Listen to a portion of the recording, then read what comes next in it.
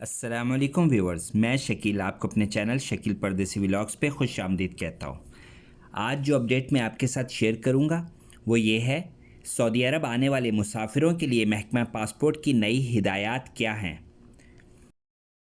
سعودی محکمہ پاسپورٹ نے سعودی عرب آنے والے مسافروں کے لیے ایک لنک جاری کیا ہے جس کے ذریعے ویکسین کا اندراج کرایا جا سکے گا۔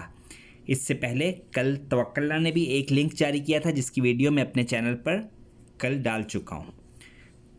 سعودی محکمہ پاسپورٹ نے بیرون مملکت سے آنے والے ویکسین لگوانے والے اور ویکسین نہ لگوانے والے تمام غیر ملکیوں کو ہدایت کی ہے کہ وہ سعودی عرب پہنچنے سے قبل اس لنک کے ذریعے ویکسین کا اندراج آن لائن ضرور کر لیں۔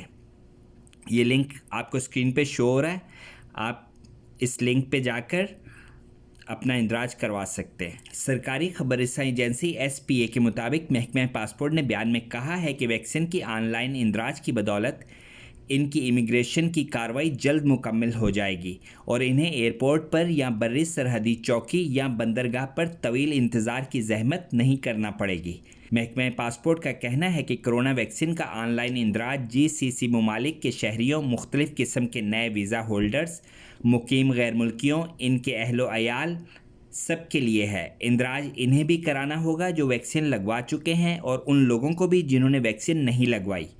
بیان میں محکمہ پاسپورٹ نے کہا ہے کہ یہ پابندی کووڈ-19 کو پھیلنے سے روکنے اور سعودی شہریوں نیز مقیم غیر ملکیوں کی صحت و سلامتی کو یقینی بنانے کی وجہ سے لگائی گئی ہے۔